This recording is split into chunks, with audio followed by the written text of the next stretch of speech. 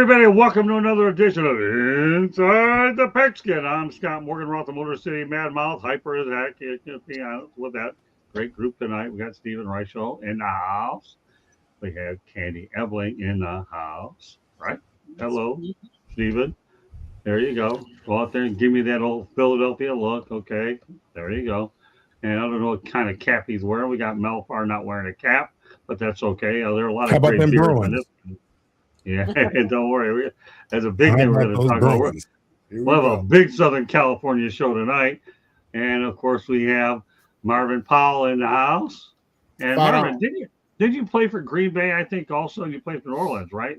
I Yeah, think I was traded to Green Bay in 2000. How you like that, Ken? You got a Packer in here. She wants to hear Love that. it. Love I, it. I ended up getting that thing through Instagram. Hey, Daniel Perry, Sports Island, glad to have you in the house. And we got Tommy Shanahan, who's going to be doing double duty this week. He goes to the Sports Exchange. So we're going to have a lot of stuff coming from Southern California. But you know what? We're going to start the show off a little bit different tonight. We're going to start off with the Golden Bachelor, people. The next Golden Bachelor says he doesn't want anyone as old as him on the upcoming season of the ABC reality show. And Mel Owens, that Mel and I are so familiar with, who's 66 years of age, is from Detroit and is a former linebacker from the Michigan Wolverines. He was actually selected 9th overall by the LA Rams in 1981. Would not be keeping around if she were older than 60. I had an opportunity to interview him at the 2024 NFL Draft in Detroit. Well, Mel, what are your thoughts about our buddy Mel Owens? You don't want nobody older than 60. I don't blame him. I mean, my uncle used to say, if you ever hear me getting in trouble and there's an old woman involved, go hire an attorney. He said, I don't like nothing old but money. So I understand it. I mean, he could have thought it. He didn't necessarily need to say it out loud, but he could have thought it. But I don't fault him at all. I really don't. Mel Owens doesn't speak anything unless it is out loud. I know him. I don't know if you know him, Marvin, but I got an opportunity to interview him. He's a pretty nice guy, though.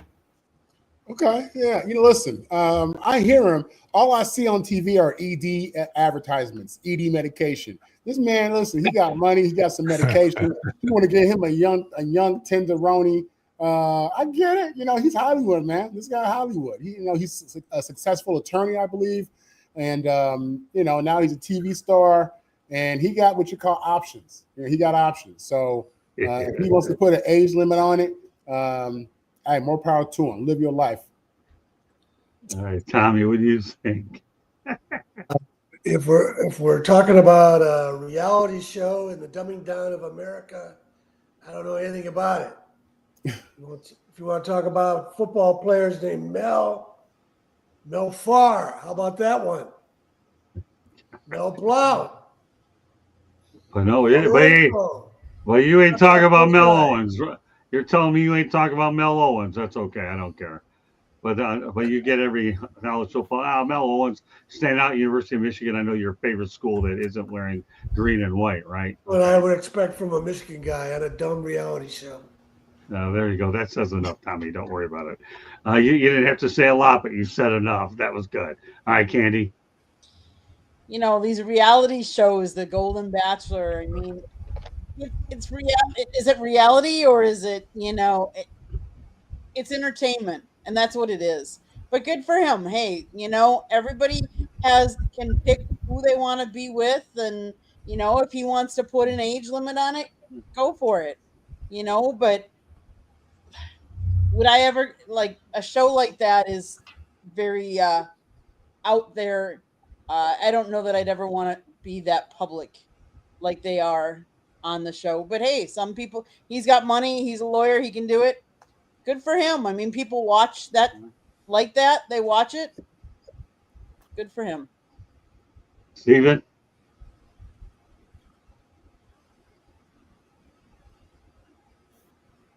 Steven. Okay, I'll give my 2 cents, and we'll see if we can get Steven back at it. Number one, I met Mel. He's a really super I haven't nice. even been able to grab anything you're talking about. You guys have been the internet's been so in and out. All right, well, we're talking about can't Mel even Owens. grasp what you're talking about. Well, the Golden Bachelor. Okay, he says he's not going to date anybody You got older dial-up than internet? 60.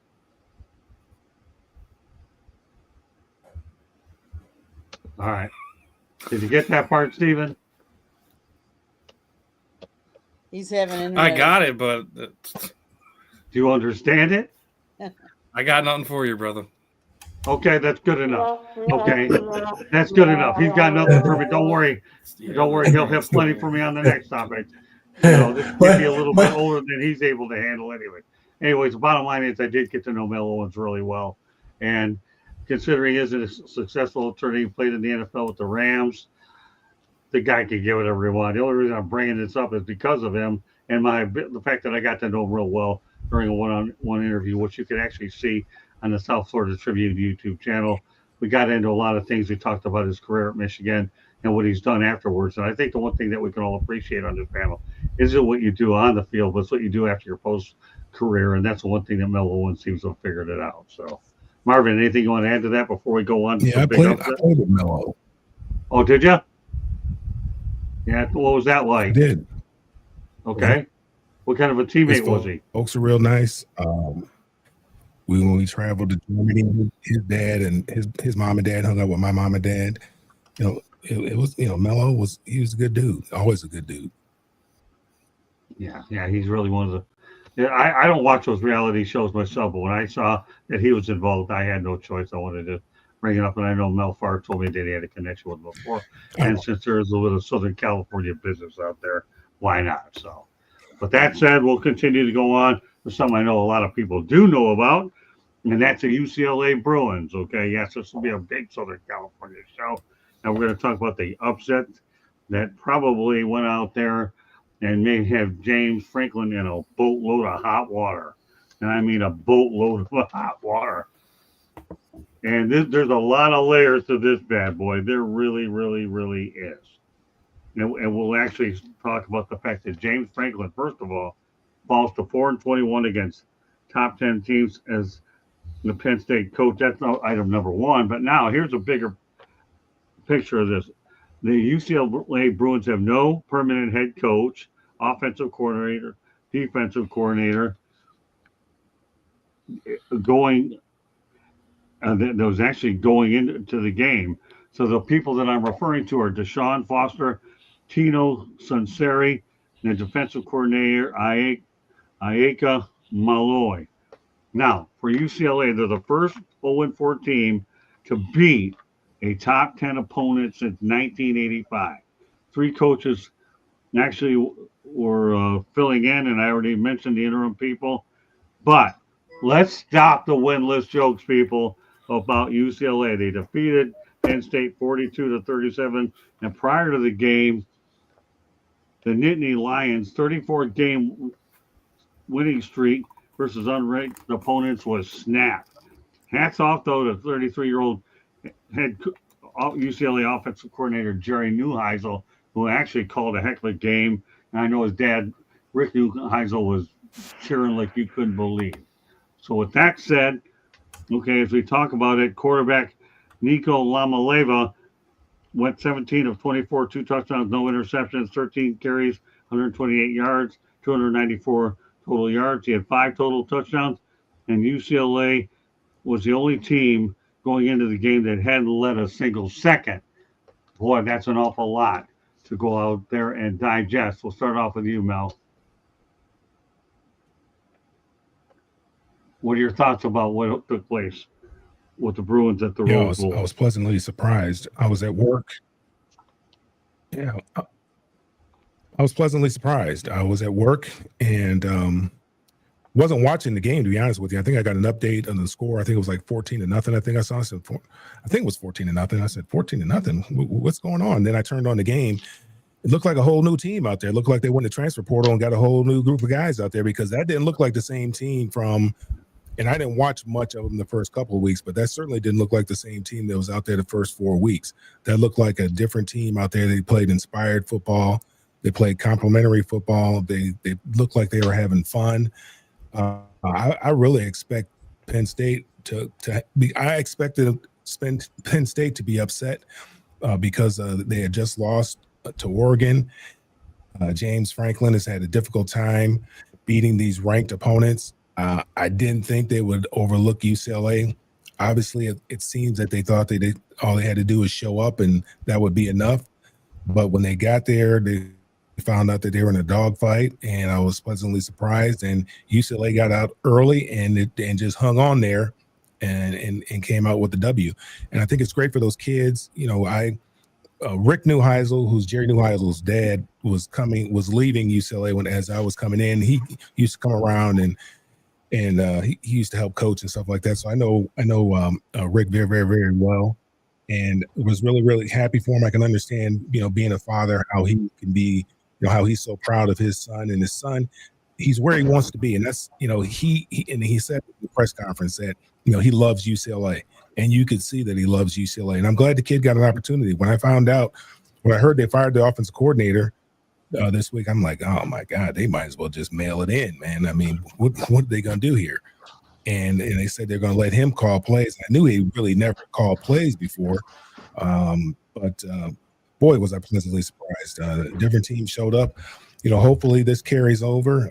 You know, I don't want to get too excited, but yeah, we're going to get excited for the victory, because that one win is important, and especially playing a team like Penn State. You know, they're able to go out there and play with that same type of energy and enthusiasm and execution. You know, they can beat anybody. That's why they play the games. You know, you don't know what's going through the mind of these 18 to 22-year-old kids. And obviously Penn State, their mind was somewhere else. And, you know, one thing I heard, you know, Kirby Smart say when Georgia lost to Alabama, said, hey, you know, we got to put this behind us. We can't let this one loss become two losses. And it looked like Penn State allowed that one loss to become two losses, and hopefully for them it doesn't become three losses. And for James Franklin, you know, obviously I'm torn. I like him as a coach, but of course they're playing my Bruins. I hated for it to happen to him, but it couldn't have happened from a better team or better university. I figured you'd feel that way from a guy that played as a rival. What are your thoughts about what UCLA pulled off at the Rose Bowl, Marvin? So honestly, my first thought is this: when I was in high school, Rick Neuheisel recruited me to Colorado. It was his first year. He was going into his first season. He was in his first off season. He hadn't coached him yet, and he was really great, man. He was cool. He was a nice dude. He was straight up, easy to talk to, easy to deal with. And I left that, you know, situation having a lot of respect for him. So I'm happy for his family. To be honest, I thought UCLA was looking at 0-12. I thought this was a historically bad team, and I thought that was going to be their result. The reality is leadership matters. What Jerry did is he went in there and he provided some energy, some juice. What they had to do is shake things up. You know, you fire your OC, that's crazy. Demote him, if anything, right? Because he's a high caliber coach if he's an OC, so you can use him somewhere on that staff. You don't know if they had conflict or whatever it may be, or he didn't want to agree to any kind of change. I don't know, but you know, you're dealing with kids. These are some of these people were in high school 3 or 4 months ago. You know, so you know, energy matters. Being able to pitch greatness and pitch, you know, the idea of finishing this season is a big thing. The players bought in. You saw it out there. You saw different energy, different offensive flow for them. It puts the defense in a bad position when they don't have a history or a track record of the OC. So Jerry Neuheisel going in there and calling plays, that threw them off a little bit. With that said, that wasn't really an excuse for Penn State. Penn State has a big money roster. They have, and you know, they were some people had them as the number one team in the nation going into the season. So this is a huge fail, an epic fail for Penn State. It's arguably one of the biggest wins in the history of college football, and it should provide these players with some momentum and some excitement about what it could be. It's frustrating for both teams, for both fan bases, because for UCLA, you just beat one of the top teams in the country. So you're wondering, man, with better leadership, and better play calling, what could we have been, going into week 4, week 5, right? Right. If you're Penn State, you're like, we're the top team in the nation. How do we lose to literally what was the worst team in FBS this year up to this point, right? So great win for UCLA. Jerry Neuheisel just made him a lot of money, And, it'll be interesting to see if this is an anomaly or if they are who we think they are. Well, Stephen, we're talking about UCLA's upset. Still hurts. I'm a Penn State guy, so that stung.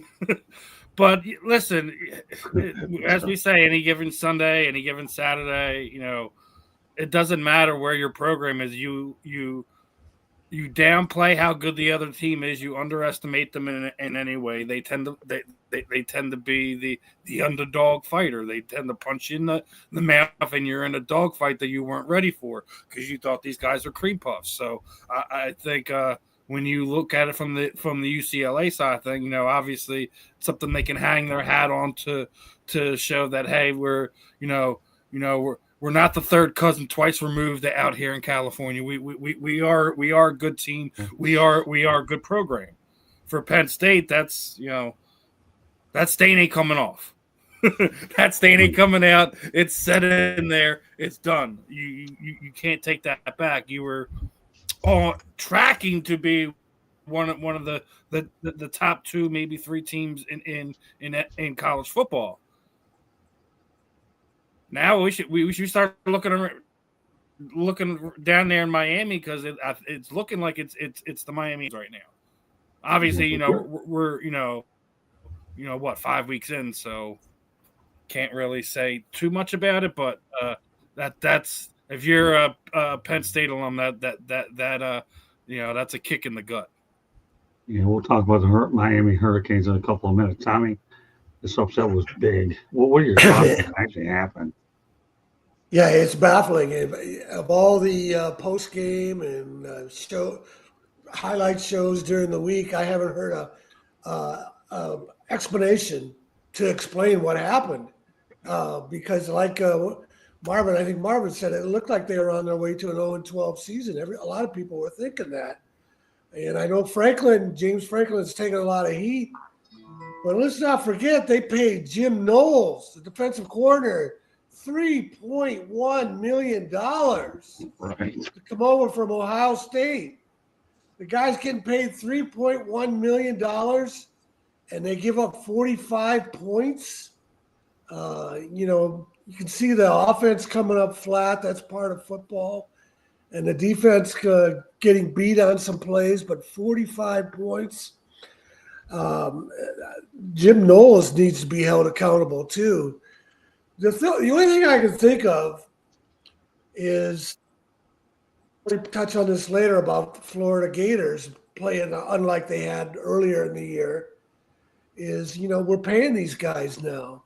Right. And maybe they're starting to produce the way pro teams produce.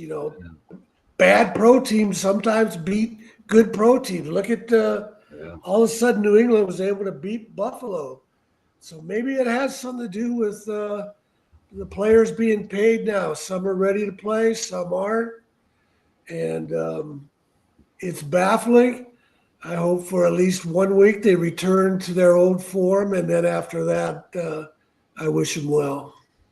And we'll talk about the undefeated teams where they're playing at Michigan State next week. And that's one of the things Jonathan Smith said is, whatever planning they did before, the Michigan State coach this week, is whatever planning they did before, they've got to throw all that out and go by this Penn State game because, as I understand it, Neuheisel not only took over as offensive coordinator, he changed the offense. Maybe Mel knows a little more about that than could add some more light on that, but he changed the offense on just 2 days practice. Well, and, you know what? But here's the other thing that I didn't mention. What's that? UCLA does have a talented roster. So it's not like they were coming out there with undrafted and 2-star players and suddenly shocked Penn State. I don't know how many 4-star guys are on there. Certainly their quarterback's an elite player. So they have a lot of talent, and for whatever reason, it never came together until now. Well, Candy? If you had told me before the game that UCLA was gonna have more total yards, time of possession 39 minutes to 20 minutes for UCLA. I would have been like, are you crazy? And then the final score. Let's face it, where the defense was, I don't know.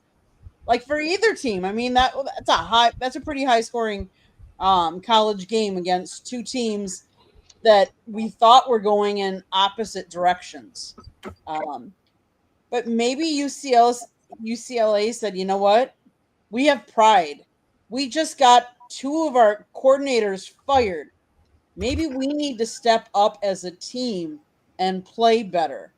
And like Steven had said, maybe Penn State, kind of overlooked them. Maybe looking to their next opponent. I don't know who Penn State plays this next week. They play Northwestern. Maybe they overlooked them and said, hey, they're going to be a cakewalk. Let's kind of, focus in on the following week.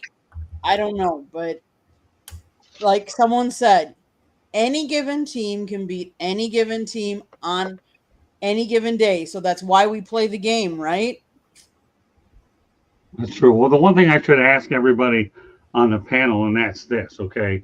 Judging by what Jerry Neuheisel did, there is an opening. Don't you think, I'm going to ask everybody to comment on this. I know they have to do a coaching search, but I would think you have your candidate right there with Jerry Neuheisel, and you could get Nico Lamalova straightened out so you don't have to hear about where he's going to transfer next. Because all you're going to read about over the next several is he going to transfer here, and all of a sudden, Jerry Neuheisel is the answer to getting this guy's numbers on track. And I'm sick and tired about where Nico's going to go next. This is getting really, really old for me. And maybe Jerry Neuheisel is the answer. Maybe as a head coach. At this point, what do you got to lose? Because the Neuheisel name is associated with UCLA anyways. We'll start with you, Mel, and then we'll turn it around and we'll talk about the Florida Gators next. Yeah, my brother and I were talking about that. And it doesn't sound like a bad idea, to be honest with you. But, again, let's settle down here a little bit. It was one game. Let's see how the rest of the season plays out. I like what they did last week against Penn State, but I'm going to be a little reserved here and just say let's just hold on a second here. I like what I saw, but and I like the fact that he's a UCLA guy. And that's the job that he covets, is the UCLA job. That would be great. If this were the movies, that would be great. But this is real life. So let's just, let's settle in our saddles for a minute and let's see how the rest of the season plays out. And ask me this question around, Turkey Day. All right, it's a good thought. Okay. Hi, Eddie. Good to have you in. All right, Marvin, what are your first impressions? Mel might be right. We might be premature, but so what? So I think it actually would be smart for UCLA to really look at him, because when you look at their history, I don't know that they want to spend or they can spend big money on a big name coach, which is what they really need. They need a presence to go up in there. But Jerry is a diehard UCLA guy, from what I understand. Obviously, with who his dad is, and he went to UCLA and stuff. So. Listen, Mel's right. It's one game. And it really, to be honest with you, it almost means nothing, because this week coming up is a whole new opportunity, a whole new challenge, And if they go out there and get their butt beat, then this is all for nothing. So right now, you would think that he has an inside track. You would think it makes sense. In regards to the quarterback, listen, he's going to be a free agent at the end of the year, unless he signed a multi-year deal and they make him honor the contract. He's actually making him some money right now. That was a big win for Nico, huge win for him. So in a college football era where you have free agency and the player can go to the highest bidder, even if he loves Jerry, I think he loves money even more. And you got a lot of teams down south that are willing to spend that bread to get them a quarterback like Nico, who for college football I think is very good. So not great. He's good. He's good. He's good. Steven. Well, now you see him, now you don't. But we will go to Tommy Shanahan, and then we'll see Steven again. Well, I was going to add his dad loves money. His dad seems to call the shots. We don't know what kind of program he can run. Obviously, there's a lot bigger picture than one game. We don't know what kind of program we can run. We're fighting. I think we're going to touch on North Carolina later. we're finding out Bill Belichick may know how to coach, but he doesn't know how to run a college program. And the question, the thing we didn't touch on, and I think we have two guys that experienced it, both as maybe not so much as college players because you played more on the West Coast then, but there's a lot of discussion about the time zone differences with Big Ten teams traveling to the West and Pac-12 teams traveling to the Midwest and the East. You guys might have experienced more of those time zone changes as pros, but what are your thoughts on Marvin and Mel on all this getting lots of attention? Listen, my thing is this. It doesn't matter if the game's at 3 p.m. or 3 a.m. You have an assignment. You have a job to do. You know the play, and you know what what the deal is. So listen. Is it a factor? Yeah, it's a factor. But you know something? It don't matter. It doesn't matter. It's anywhere, anytime, any place. You guys knew.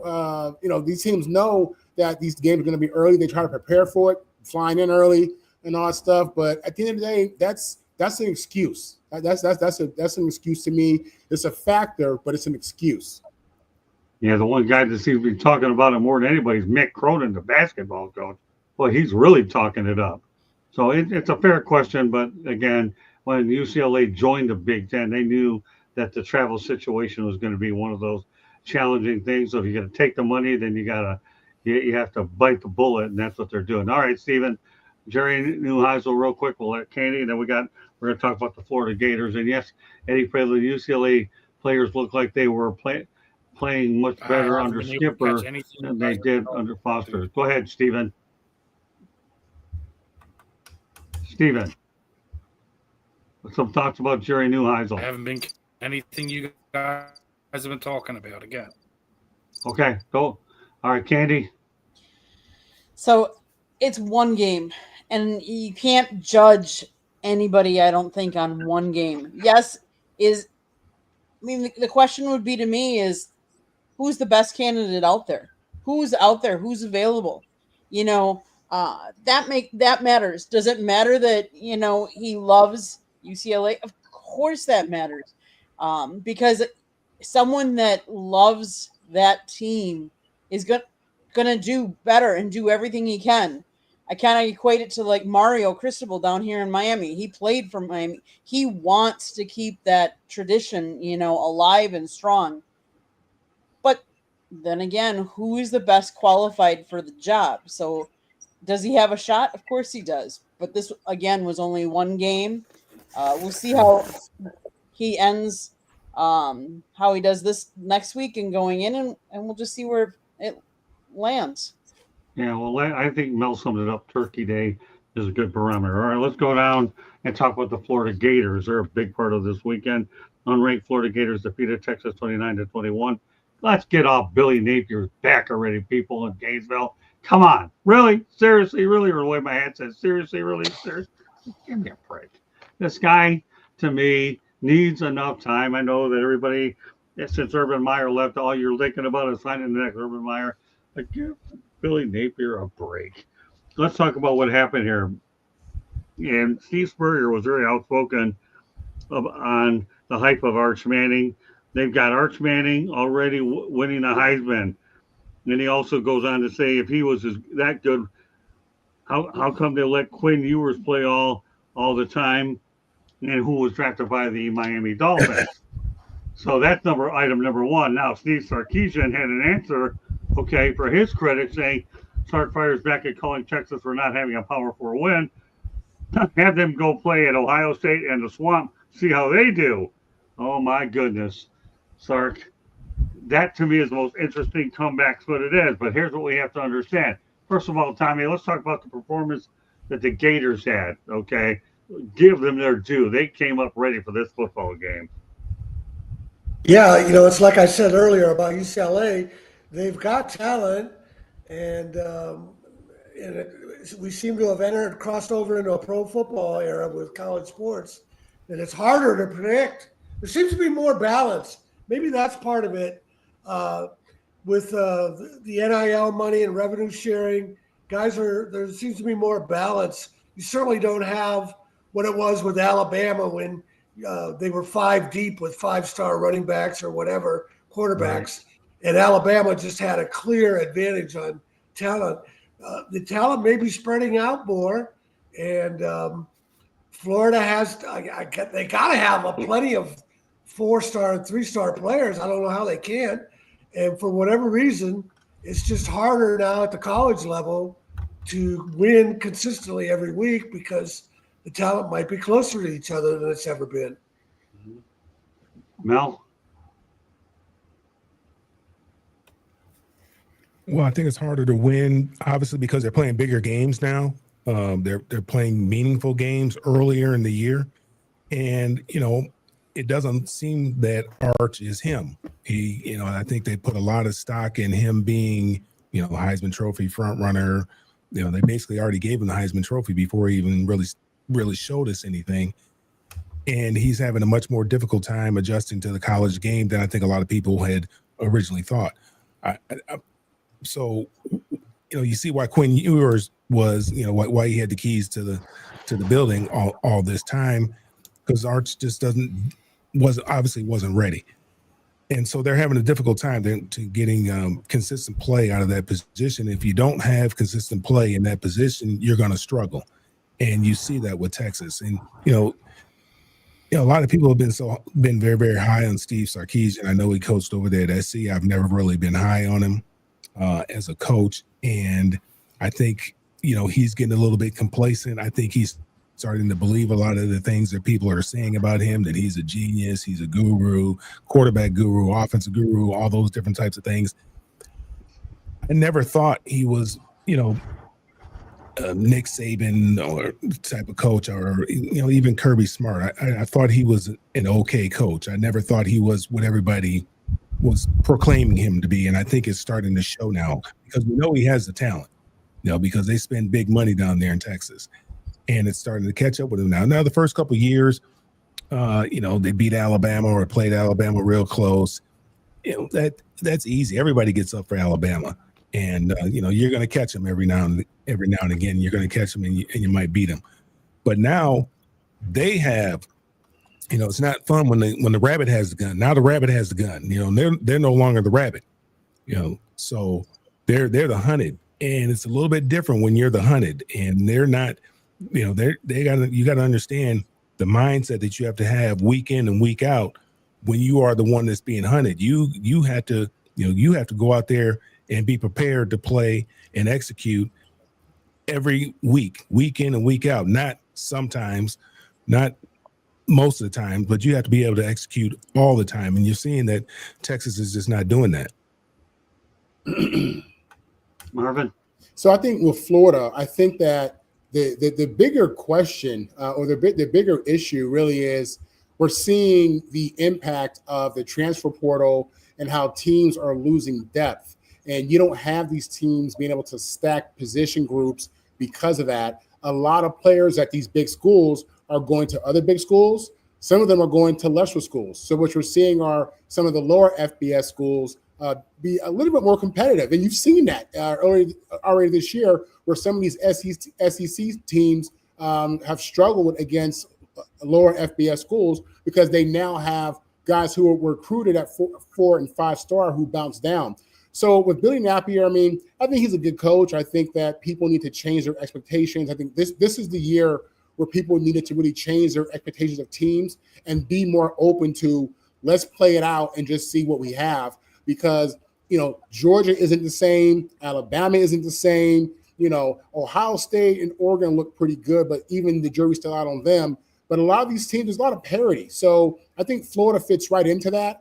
I don't think we're seeing a bad Florida team or a bad Billy Napier. I think we're seeing the parity in the SEC and in college football. And, it is what it is. And we need to adjust to that because I think like for this year, for example, I think this whole thing is up for grabs. UCLA just beat Penn State. This whole thing is up for grabs right now.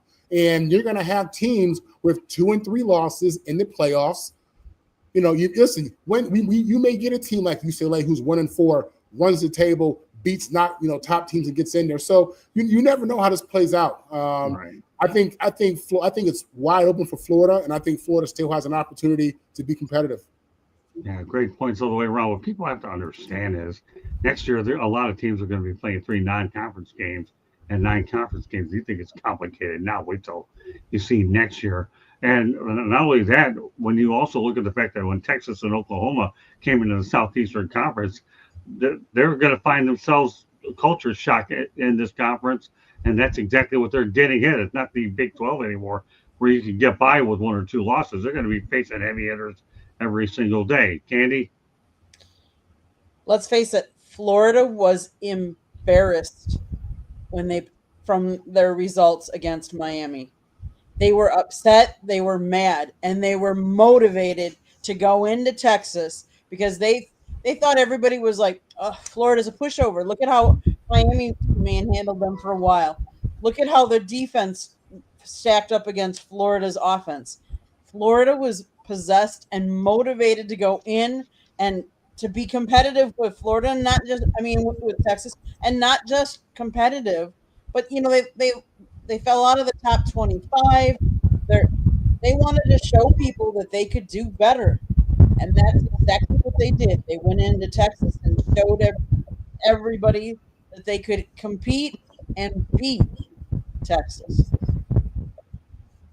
Yeah, let's face it, the Florida Gators are a team that DJ Legway is a pretty good quarterback. All right, Steven, we're talking about Florida beating Texas. Any thoughts about that game? Steven? Not really. Yeah. No. Okay. All right, well, now let's talk about the Miami Hurricanes, because the Hurricanes obviously are the state champions. Let's talk about what you have with the Canes. Here's a team that ended up beating, my alma mater, South Florida Bulls, 49-12. The Florida Gators 26-7, and obviously they beat Florida State 28-22. We're going to get to that in a moment. So with that said, when you talk about the Miami Hurricanes, they were actually they ended up beating FSU 28-22 behind Carson Beck with 4 touchdowns. 2 were to Malachi Tony, both for over 40 yards. Now, the Hurricanes had a big lead in this game. So I'm going to go back to a throwback game where Steve Walsh ended up hitting Michael Irvin late in the game in this particular contest. Miami trailed 19-3, and they came back to win the game 26-25. We know, Tommy, you're a big historian about that. Let's talk about what the Miami Hurricanes did to Florida State first, because you were glad that Thomas Castellanos went out there and lost because you were adamant about it. Now let's talk about the Hurricanes, when they stormed back a long time ago to win against Florida State in terms of where they're currently at now. Yeah, well, I never really thought Florida State was that good, so they've lost 2 in a row now. We'll see how their season ends up. I think the thing to consider, is talking about all the roster changes that are so prevalent in college football nowadays. Is you got to have a team culture, a coach, team captains that can keep everybody together. And I don't have the numbers to back this up, but just in general, Miami brought in, of course, Carson Beck, and he's doing a great job at quarterback. But in general, if you look at those top 3 teams, Ohio State, Oregon, and Miami, I would bet that they've had the least roster turnover of a lot of the top 20 teams.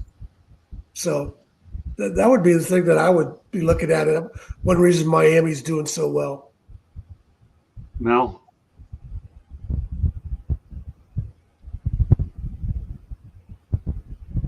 Mel? You're asking about the game, the Miami Florida State game? Yep. Yes, I am. That was the question. Yeah. What were your thoughts on the game? Am I frozen? Nope, you're good right now. Can you hear me? Hello? Yes. Yes. You can hear me? Okay, you were asking about the Miami Florida State game. Yes. What I thought about it, my thoughts on that. I was Mm-hmm. daydreaming Right. a little bit. I watched the game a little bit. I didn't watch it a whole lot. I was impressed by how Carson Beck played. I wasn't really high on the guy for whatever reason, but I was very impressed. Played. The quarterback Castellano wasn't very impressed by the way that he played, especially after all the talking he did this week when they played against Alabama. I expected a little bit more from him in this particular ball game, and didn't see that. And it was a struggle. Miami looks for real. They look like one of the top 5, if not top 2 teams in the country. And definitely looks like they are ready to contend for a national championship. Looks like they're ready to be the U that of old from the mid to late 80s. It's exciting when the University of Miami is good. It's unfortunate that Florida and Florida State are struggling in the way that they're struggling, because college football is always better when all 3 of those schools are playing well. But Miami was impressive, I have to say. I mean, they were impressive the way that they went out there and took care of their business. Yeah, that throwback game too, where they were trailing 19-3, and Steve Walsh to Michael Irvin for the game-winning score was just something that always go back down in the history of that rivalry. Mel, let's face the reality; these 2 schools have had a big rivalry over the years, and now Florida State was down big in this game, right, Candy? And then they ended up coming back. So why don't you go ahead and take it from there? Then we'll switch it over to Marvin, because that was a big deficit that Florida State nearly overcame. They did, but you know what? What kind of surprised me is we're praising Miami and we're saying that they're really good, but yet they sputtered at times too. I mean, Right, let's face it. Florida State had 29 first downs. Miami only had 14. right.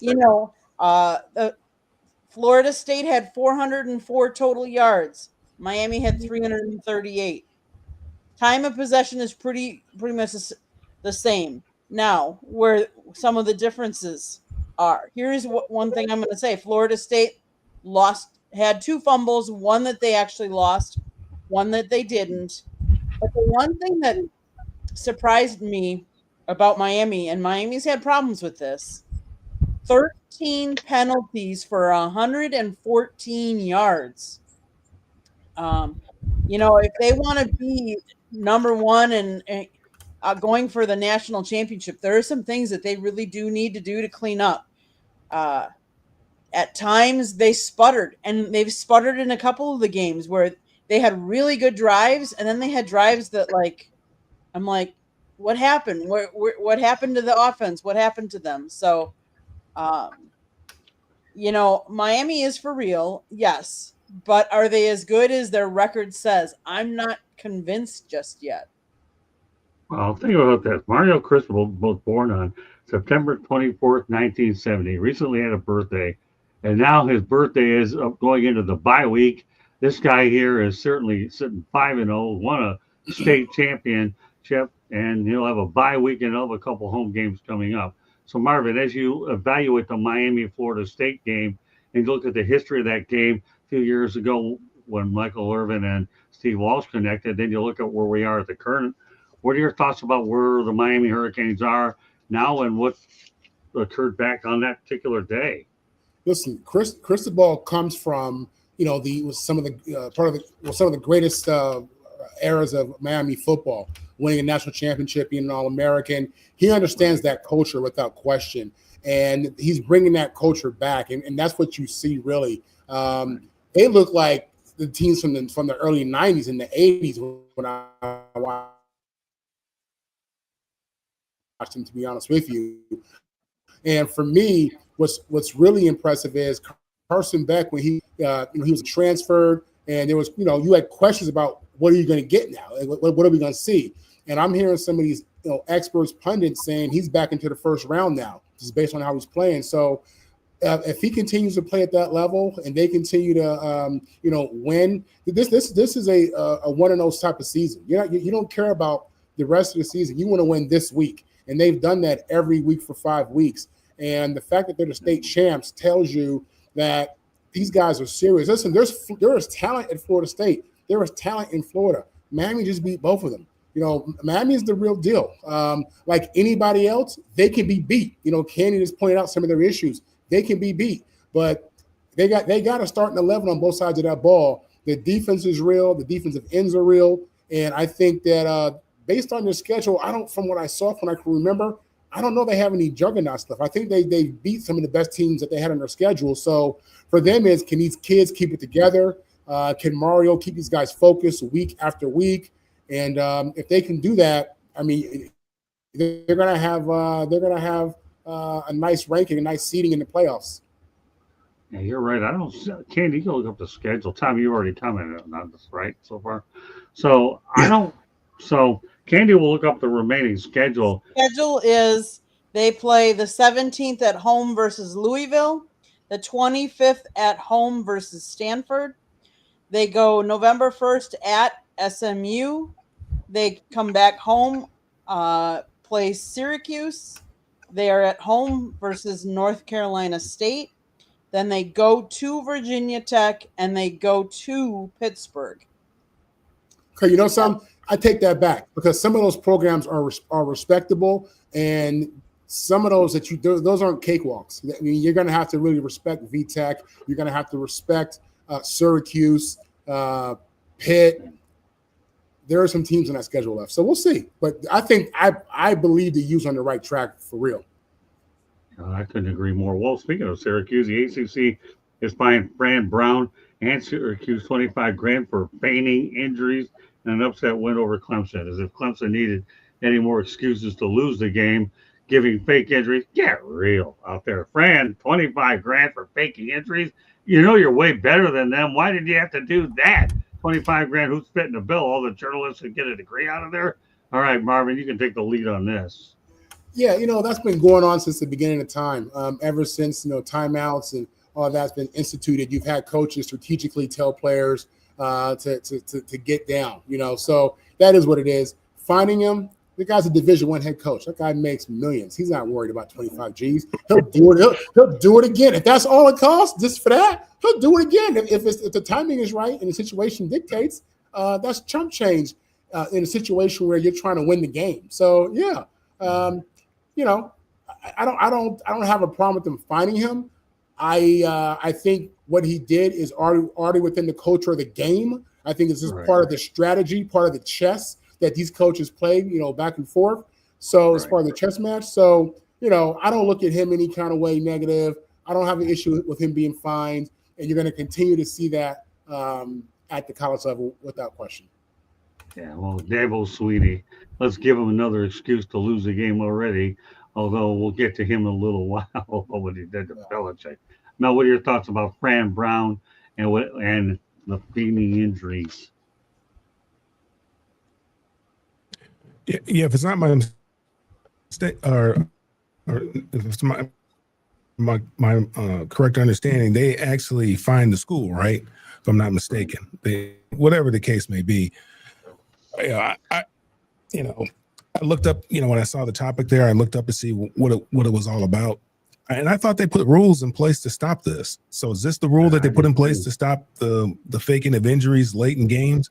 Well, they took a timeout, right? They make them take a timeout. When a player goes down, if the ball is set or something like that, they have to take a timeout or something like that.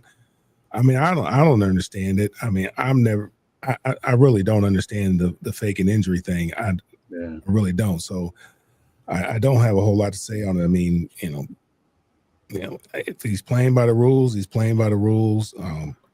If they've been doing it forever, which I understand that they have been. I don't recall us at UCLA. They probably did that stuff across the city at USC, but we didn't do that at UCLA. Hey, by any means necessary, baby. Okay, there you go. Candy? I understand. Faking these injuries is just not right. I mean, I'm glad he's getting fined because it's just trying to give you an edge, and it's part of the rules that you're not supposed to do it. So that's all I'm going to say. Tommy? Yeah, it's real disappointing to learn that they were doing this, because he was getting a lot of attention for winning at Syracuse, and they had the program on a roll, the season on a roll, I should say. So it's real disappointing to learn that he sunk to that level.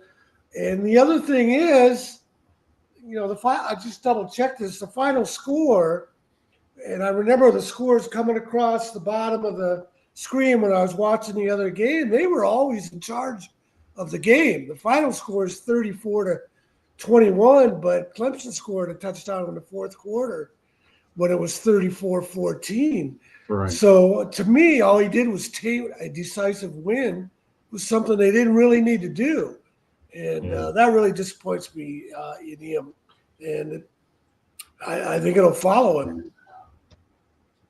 Yeah, I'm against taking injuries. I realize everybody's doing it, but I don't like it. 25 grand is a slap on the wrist.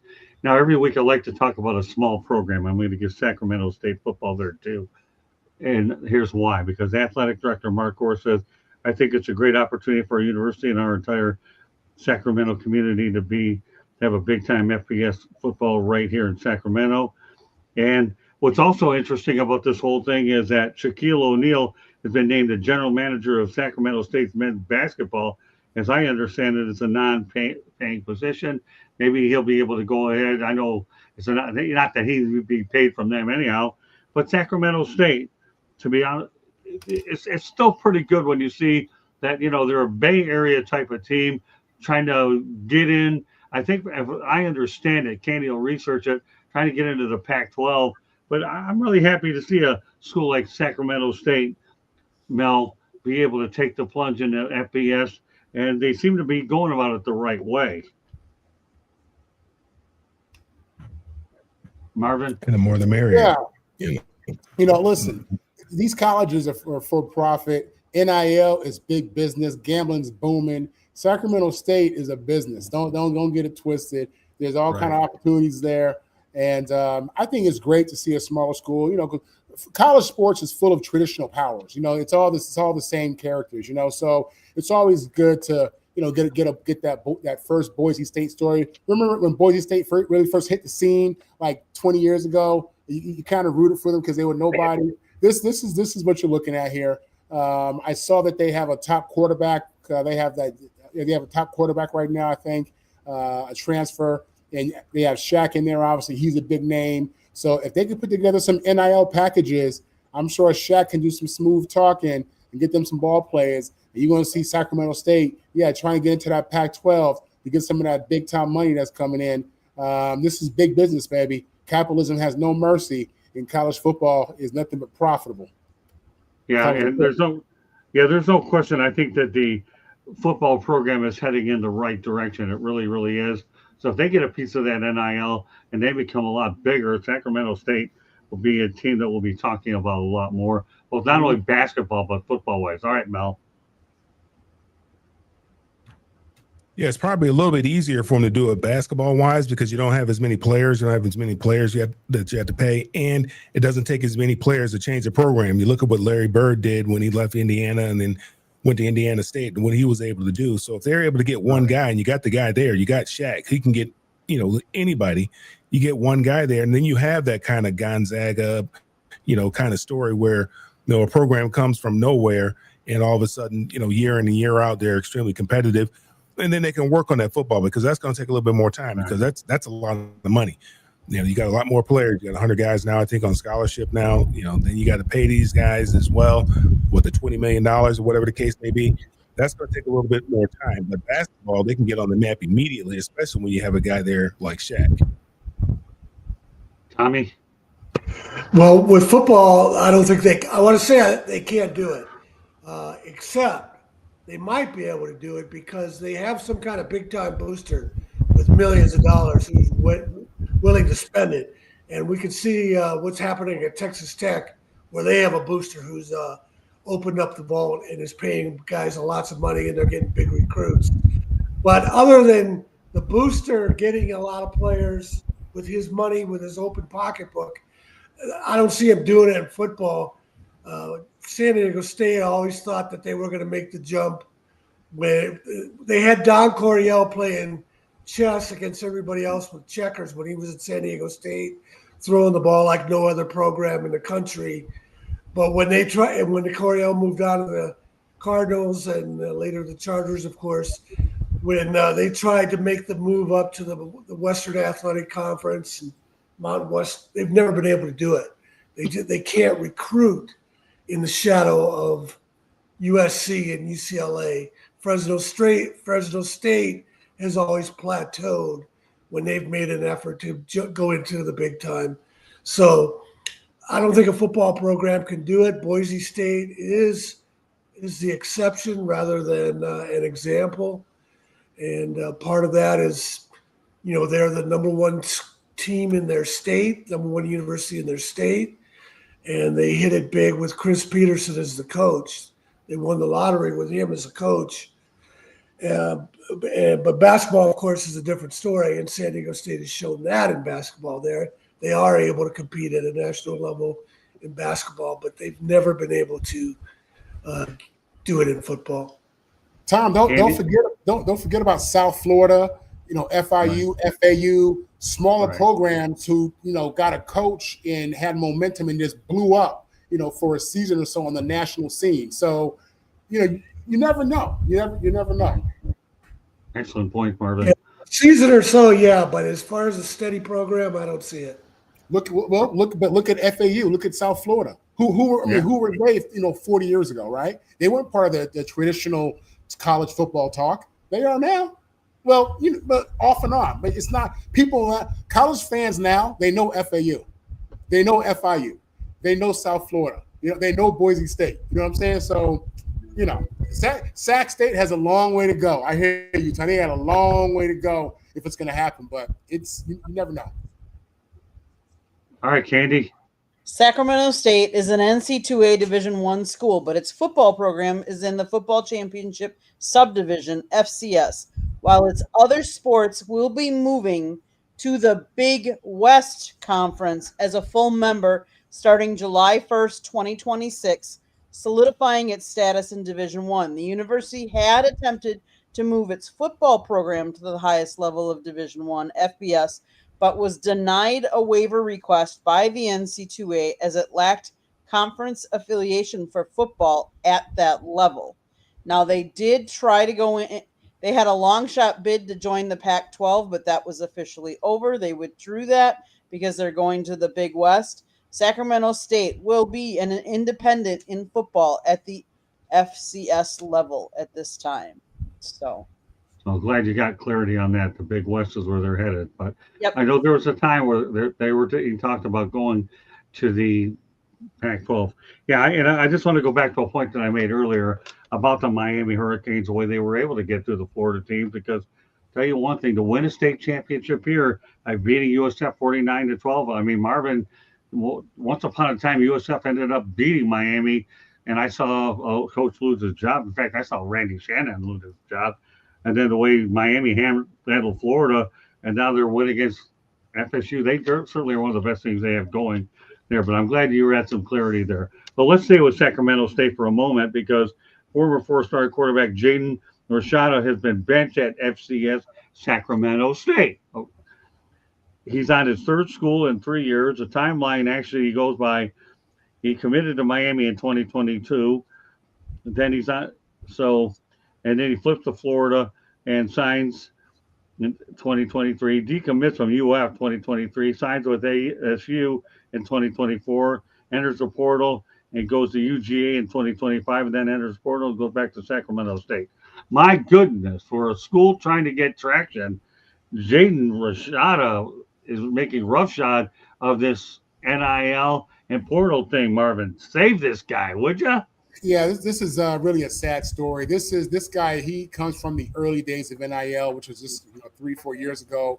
He had signed that big $13 million deal. I think it was with the Gators, and it kind of fell through. And he's suing Florida, and he's bounced, I think, from Florida and Georgia, and now he's at Sac State. And this is when NIL didn't really have we didn't really have a grip on it. We're still working on it, but this is, again, we didn't really have a grip on it, and this kid really is a victim of that. And I hate to see it for him because talking about a 5-star quarterback in high school is someone who potentially is a pro prospect. So to see him, lose these first 3 years, not really get any productivity, definitely not get 13 mil or anything close to it if he's at Sac State, it's sad. And this is definitely one of the sad stories of the early NIL era. And you just hope this kid can rebound and do something because he apparently has some talent, but he's now playing at a lower school, not the same caliber of coaching he would have got at Florida or Georgia, and and he just got benched. So, again, you hope and pray he can turn it around, but it's not looking good. Mel?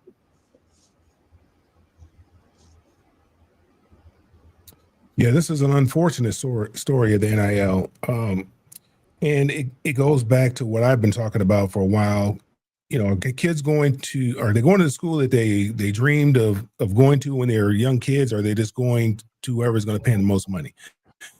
I attended the school that I dreamed of going to. I'm sure that Marvin, he always wanted to be a prophylactic when he grew up, and that's why he ended up going to the school that he ended up going to. I always wanted to be a Bruin, so that's why I went to UCLA. So it's sad, because they're chasing money, and unfortunately, this kid has not, he hasn't gotten comfortable. He hasn't got anywhere, and now you go from Miami to Florida. And then you ASU or Georgia, then you go to ASU, then you end up at Sacramento State, and you get benched at Sacramento State. I mean, what is that saying about you as a player? So, his chances of making it to the league are long now, and he's really got. I think he might be getting bad advice, and so he's got to sit down somewhere and allow himself to be coached up. And I think a lot of it has to do with these players. They're so coddled, all the way from Pop Warner all the way up, where nobody really pushes these kids. They just tell them how great they are, but they don't really, teach them. They don't really coach them up. And not only just coaching them on the field, but just coaching them in life in general as well. So it's unfortunate because I know the kid obviously has a lot of talent because I think he was the number one player in that class. I know he's a 5-star recruiter. I've heard about him before, but it's just unfortunate that, this is the way that it's playing out for him. Yeah, sure is. Tommy? Yeah, what were his priorities coming out of high school? Apparently, it was all money and not anything to do with academics or working on techniques and fundamentals and becoming a student of the game.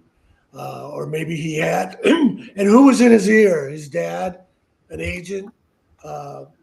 So he fell onto a path that it doesn't look like he's going to be able to get out of. He's fallen into a hole. For a while, I was concerned that the same thing was happening to Nico. I'm always afraid to pronounce his last name, Lamaliva, because he listened to his dad and lost all that money going from Tennessee to UCLA. And then he was stuck on this 0-4 team. Looks like he finally had a chance to show his talent, and he can still be something. He's not going to be anywhere near what the tragedy that this sad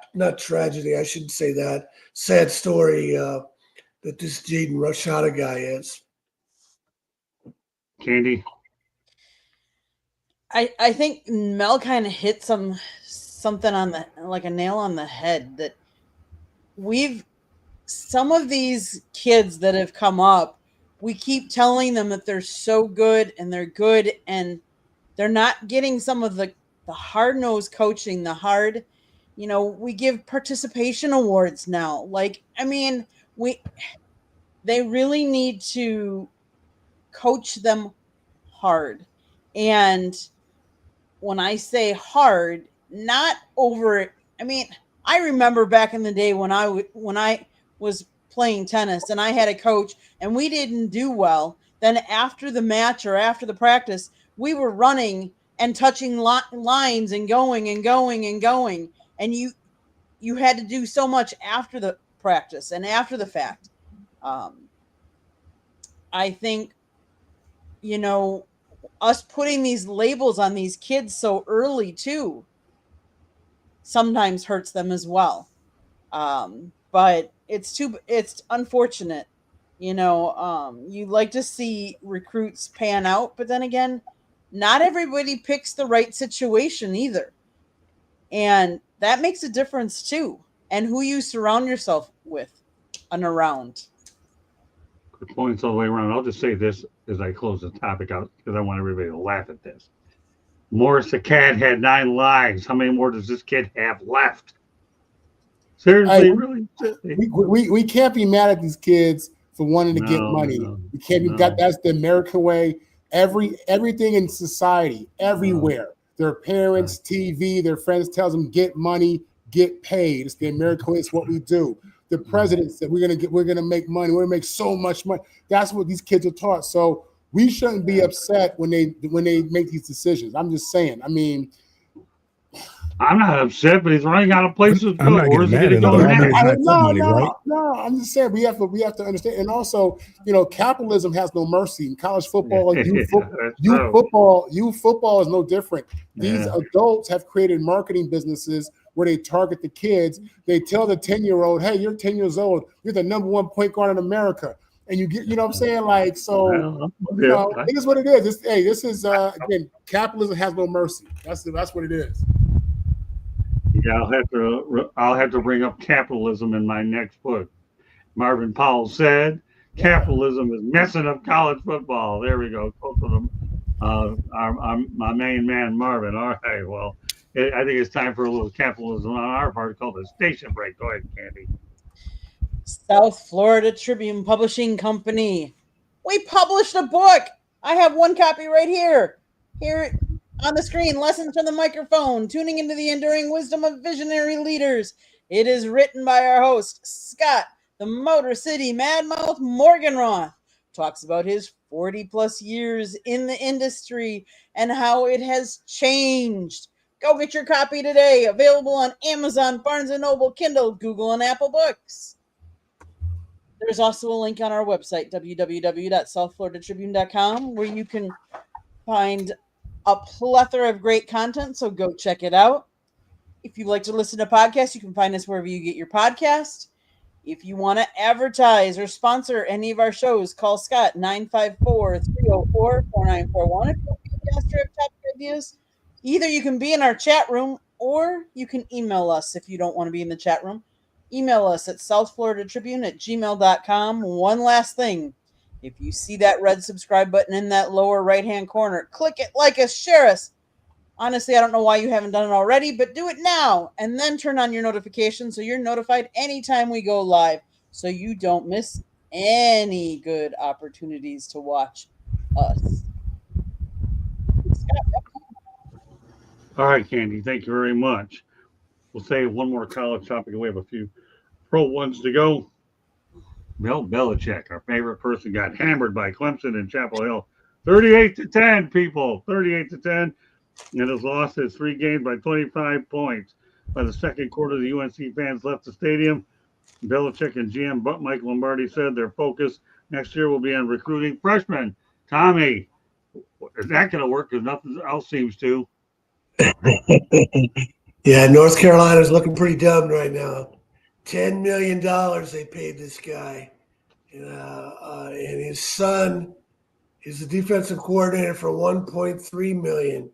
So it goes against everything that North Carolina stood for under Dean Smith. And it's starting to come out. I don't know how much we don't have anybody on the record yet, but one of the local TV stations here, a reporter did a story about how it's a divided locker room. He's hearing from parents, and that Belichick is playing favorites with his players over the players he inherited. How much truth is that? We don't know, but what it really says is Belichick doesn't know how to run a program. He knows how to coach, but he doesn't know how to run a program. He made a great effort when he got here. He changed his personality. He wasn't Gumpy Gus like he was in New England with 1- and 2-word answers. He was very accommodating to the media, gave expansive answers, talked about what his vision. So he started off on the right foot. His 24-year-old girlfriend didn't help because she keeps embarrassing him, showing up on the sideline. But the other thing, I really, I don't want to say I enjoy seeing North Carolina lose or enjoy seeing a coach lose, but what I do like is I've always been sick of hearing people say Belichick's the greatest coach ever. Right. Because of his Super Bowl run. He won 6 Super Bowls in 24 years without Tom Brady. I wrote this down here somewhere.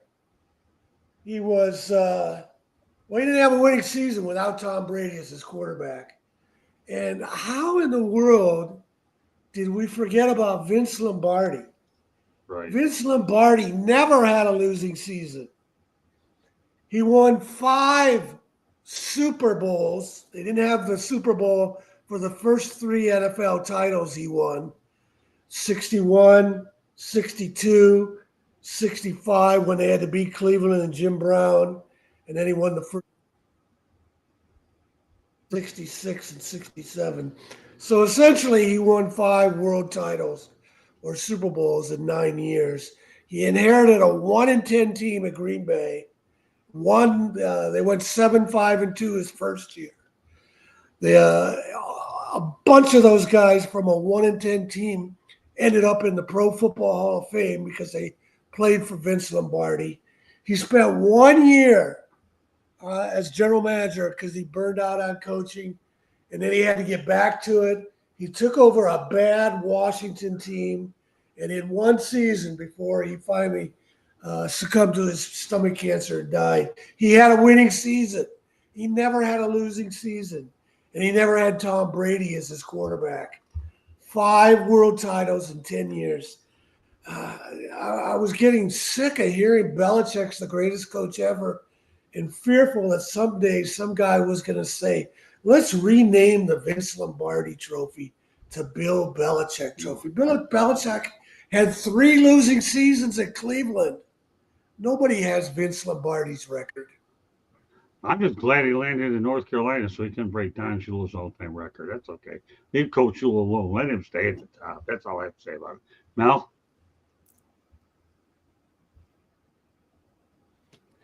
Yeah, he's finding out it's tough. I think Bill Belichick was kind of known as a grinder, and now he's doing yoga on the beach with his girlfriend and stuff like that. And he's spending a lot of time with his girlfriend and not enough time in the X's and O's of football. And college football is tough. It's different than the professional game, and so I think he's finding that out. And I've said it just like Tom is mentioning. I mean, Tom Brady's not coming back. I don't think he has any eligibility left, does he? And so it's going to be very, very difficult. We know what his record was with Tom Brady. We know what his record is without Tom Brady. And I don't know how old Tom's son is. I don't know, if he's going to be old enough to save Bill Belichick. But I mean, he obviously he didn't need the money. He wanted some extra money, and he was able to convince North Carolina to give it to him. More power to him, as Marvin talks about. Our country here, the capitalist society in which we live in, he's capitalizing on that. He's capitalizing on the fact that somebody still thinks that, he is the greatest football coach to ever walk the face of the earth. Sorry to say that, Tom. I don't believe that, but obviously somebody believes that because they gave him this opportunity. But he's finding out it's tough. And it's probably killing him too. You got guys like Dabo that are just beating him up, and the rest of the coach at TCU. You got that coach who was at Sonny Dykes or whoever that was. They're just wailing on him, and you're getting him when he's down, and it doesn't look like he's going to get up. He's and he needs somebody to come in there and give him a standing 8 count and just to walk him on. Just to walk him off into the sunset. Yeah, it sounds like to me he's got a bullseye on his chest, and every college coach is taking a shot at him. All right, Marvin, go ahead. I know you got more to add to that. Why are we celebrating The Bachelor, but we make Bill Belichick the devil? Why do we demonize old Bill, but The Bachelor, we're okay if he wants somebody 21 and anyway. Listen, with North Carolina, hey, look, I'm not mad at him. He just needs to Okay. go to the house with that. I'm not upset with him. I hear you, man. I hear you. You got a lot of old heads on Wall Street in their 60s and 70s. Got some young things, but anyway, this is more about the roster. They brought in 50 new players, and they got a lot of guys. I think they got a few guys from the FCS level, and the reason why you hear him talk about, we got to get freshmen is because he wants to do what he does best. He wants to develop talent. He wants to teach young raw kids how to play the game at a high level. And he has 50 transfers who have been taught all kind of habits, whatever it may be. Definitely not the Patriot way, I'll tell you that. And that's the issue with Bill is the roster. The reality is Bill Belichick should be coaching circles around these coaches in the ACC. It should be a coaching mismatch. And in many ways, it probably is, but it's not evident because of the lack of talent he has on his team. Bill Belichick is running this program no different from the Patriots, because that's what it is. They have a general manager, they have scouting, they have all that. His role, listen, he's coaching in college, so yeah, the demeanor and the energy has to shift, it has to change. Because you got to recruit people. You want people to choose you. You want people to pick you. So you got to smile and say the jokes and yada, yada, whatever. But at the end of the day, he's still the greatest coach of this era. He's still the greatest coach since the merger. And, in a game where, metrics matter, championships is the number one. And he has that in this era. So it is absolutely fair for people to look at him as the GOAT coach of this era. And I have no doubt that if he chooses to stick it out in North Carolina, and he gets in the freshman class and they sign these, 3-4 year agreements, I think he will develop kids. You don't do it in 1 year. It's tough. Look at, a lot of these coaches, some of the great coaches, in their first year coaching in college, Saban coached in the NFL. He went to Alabama. What was his first year? He may have had a winning record, maybe, I don't know, but he wasn't, 11-1. It wasn't one of those, 2012 teams. So Bill Belichick, if he sticks around, we're going to see the Bill that we know. And the coaching will show up in the win column. He has to get his players in there, and he needs time to develop them all. Candy. Scott, you said earlier that we have to give Billy Napier longer to prove himself at Florida. Now, how long has he been at Florida already? And yet we're going to quick to judge. And we've even talked about the NFL coaches that it's a win now or you're out. Like you have 1 year to prove yourself or you're out. Well, in college, that's hard. And especially, let's also say it, not every good NFL coach makes a good college coach, and vice versa. Some find their niche and they're good in that niche and they're not good in the other niche. Whether he's going to be a really good college coach remains to be seen. Now, the question will be, how long will he stay trying to do that? He can recruit, yes, but the problem is he came to the game later than some of these other ones that had already recruited. And do people go there just because of his name? Is that why some of the, the talent will go there, or some of the talent will go other places? I think in order to be fair, you have to give him a couple more years. You can't judge him just by a couple of games so far this year. It's an adjustment switching from being in the NFL to retired to now being a college coach again. I'll go to one example that hits closer to home. We have a few more topics I want to get to. We're going to go to the pros in a minute. One that hits closer to home is Howard Schnellenberger. Let's face the reality. He went from the pros, and what did he do in college? Turned about around every college program on the planet. Built FAU from scratch. Did a whale of a job at Louisville. We know if it weren't for Howard Schnellenberger, the Miami Hurricanes would be no more. Mario Cristobal wouldn't have ever played there. That's how bad a shape it was.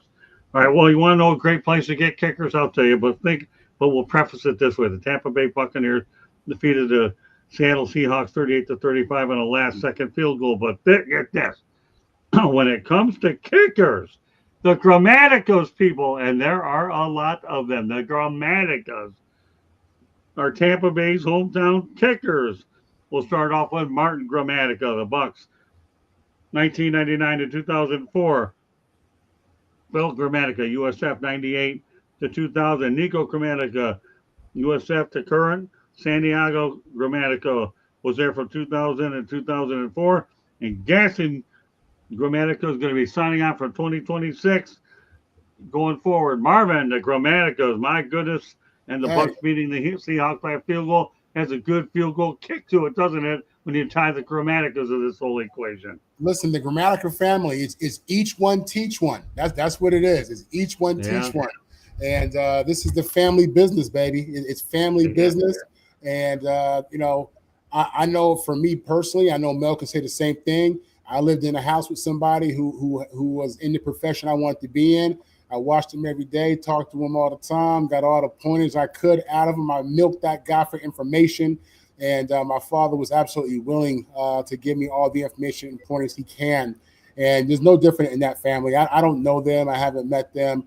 But for them to have that many kickers, successful players in NFL and college, you know, again, it's an each one teach one mentality. And they're passing down and sharing knowledge. And, you know, this is it's a master class. You know, when you're learning from, you know, the Gramatica of the 2000s, I mean, we're talking about, you know, one of the best kickers in the game. So kudos to that family.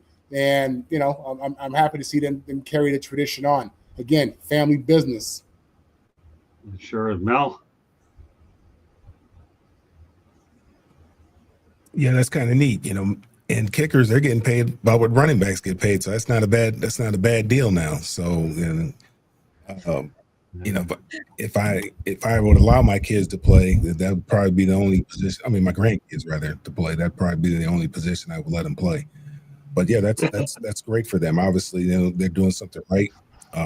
They understand, and you know, a lot about kicking is trust. And you know, when you have that name first and foremost, just like, you know, Arch Manning has that name, so there's a certain amount of trust that's associated with that because of what his uncles did in the league.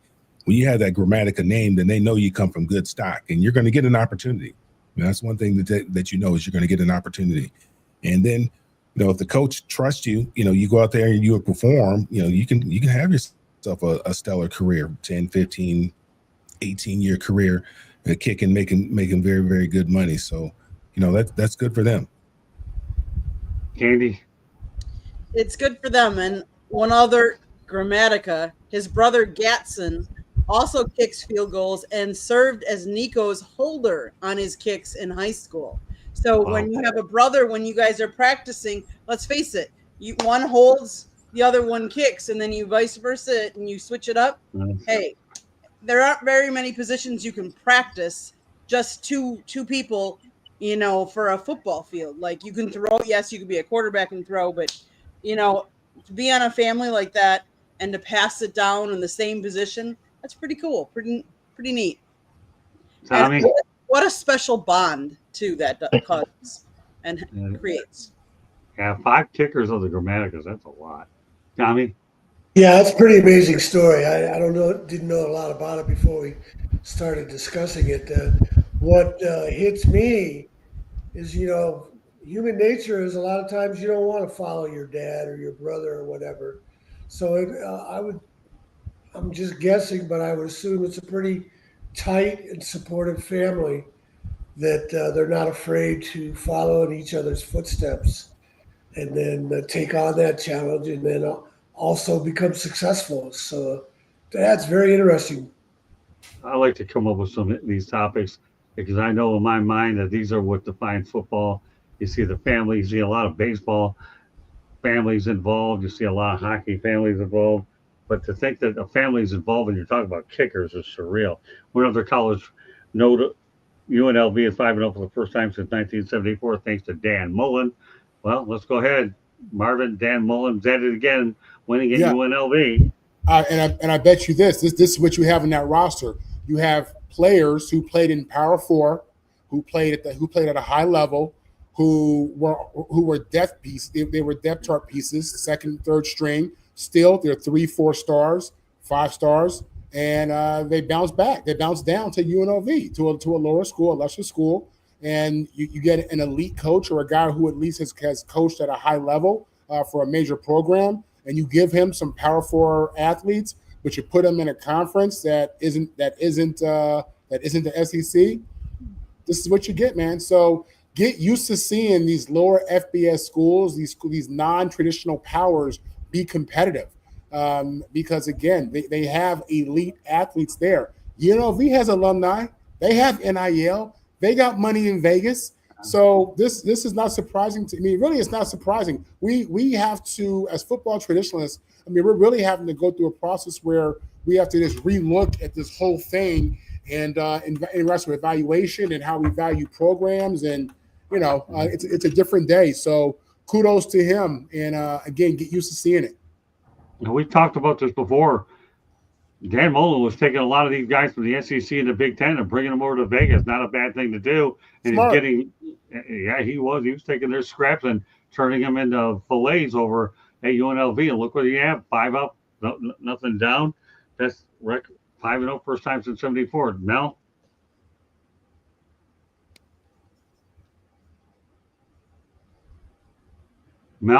Well, damn headache. You go in there, man. You weren't certain, what was going to happen there. We know he can coach. That's one thing that we know about him. So it doesn't surprise me that he's doing what he's doing out there in UNLV. UNLV's, they got money. Like Marvin said, they have money. They were paying guys back a long time ago when Tarkanian was there, paying the basketball players. Right. So we know there's money there in Nevada. And it doesn't surprise me with that. And if you get some horses out there, you can, anything can happen. And obviously he's getting those horses still. Candy. Sports Illustrated Pat Ford recently gave his grades on the first-year head coaches around college football. He named UNLV Rebels head coach Dan Mullen the best first-year head coach in the country. He's done an outstanding job his first year.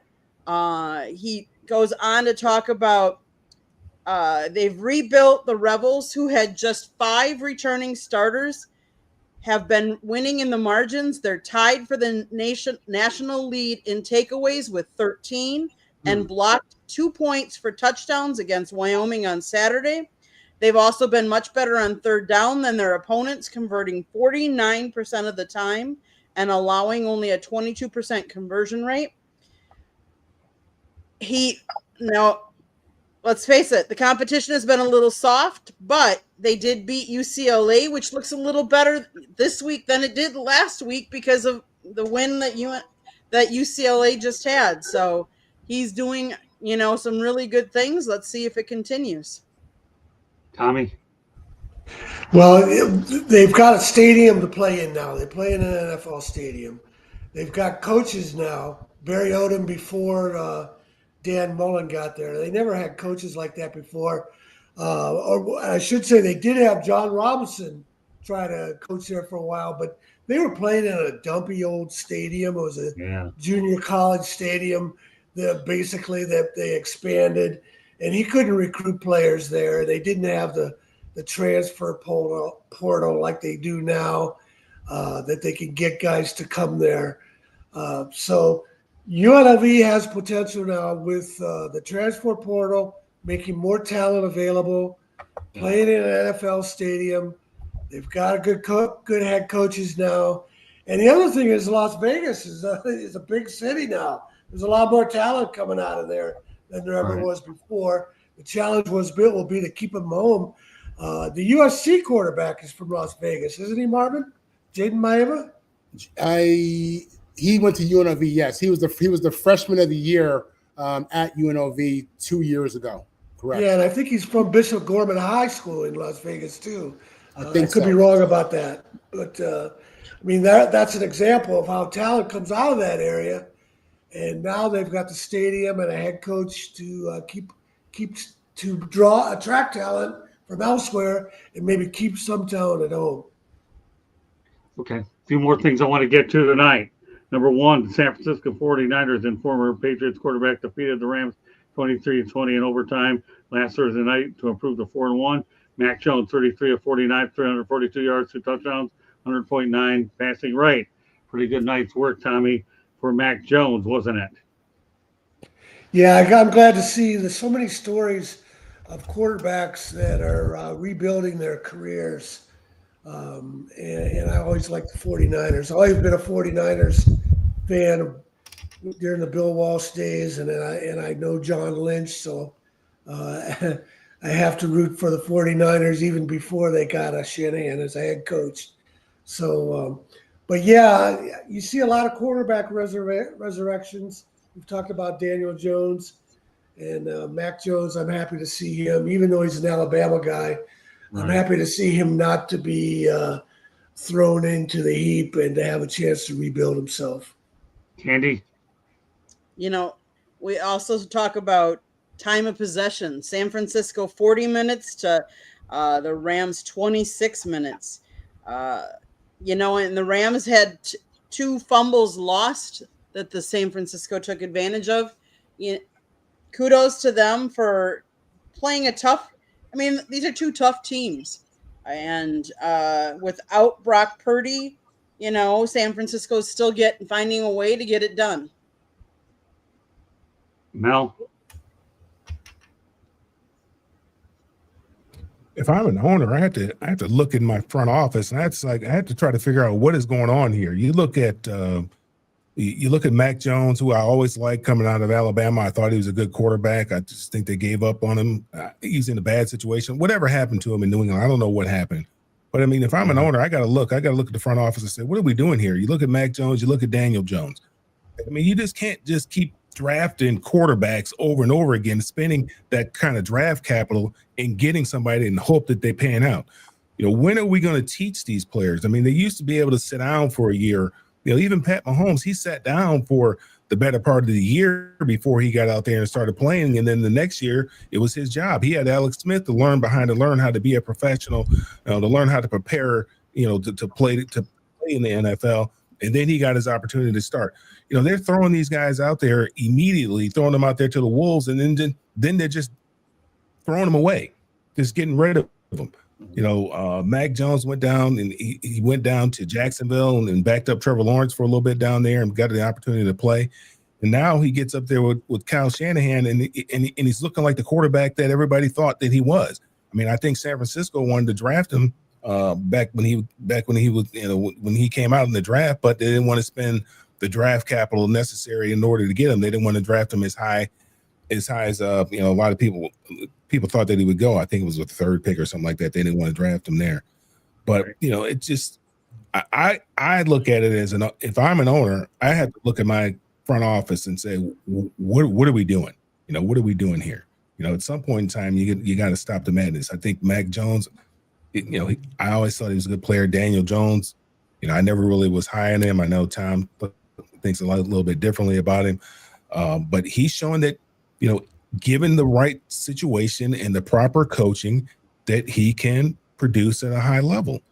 So I'm happy for Mac Jones and the way he's going out there and producing. Marvin.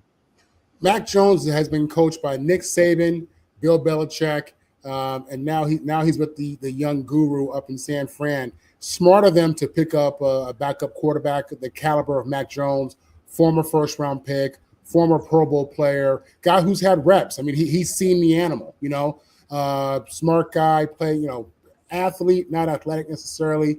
And, it's just smart, especially when you consider all the injuries that have happened in the NFL this year. They had to have a backup quarterback. I think they got the right one, obviously. And it's good for Kyle to have what I would still call two young guns. I think these guys are like in year 4, maybe 4 or 5. These are young guys still to a degree. Again, this is a day where we throw a young quarterback out there. Aaron Rodgers sat for 4 years. It's a different mentality now, and we don't have the same patience. I wonder how much of that is coaching though. How much of that is the coaches not having their stuff together to get these quarterbacks right and to train them and bring them up the right way in the NFL, that they have to bounce around at 3 or 4 teams before they find success. But this kid is balling. Brock Purdy is trying to get on that field as soon as he can. You better believe it. He may become trade bait, hopefully not to the Jets. But, Mac Jones is looking nice out there. Sure is. Yeah, by the way, who was that New England coach where who failed to develop Mac Jones. Touche, Tom. Touche. All right, well, I'll tell you one big storyline over the weekend. No more undefeated teams left in the NFL as the upstart New England Patriots defeated Buffalo 23-20 in Buffalo. The Denver Broncos took care of Steve Reichel's Philadelphia Eagles and by a score of 21-17. Don Shula and the rest of them must be happy. We're going to make the last few topics rapid fire. Tommy, no more undefeated teams. And we don't have to worry about the story the rest of the year. Yeah, it's not surprising. The NFL is so balanced. Free agents and the way the draft is set up. You got to hit it right for 2 or 3 years like the Bears did in '85. And nobody's really – well, New England did it, and then they lost in the Super Bowl. They did it for the regular season.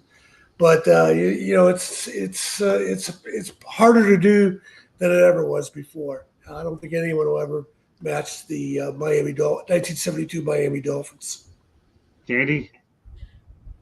I think part of it is, yes, there's more parity in the league, but I think there's also been some keynote injuries in different teams, and it's next man up mentality. And so the question is how close to the talent level is there for that next man up?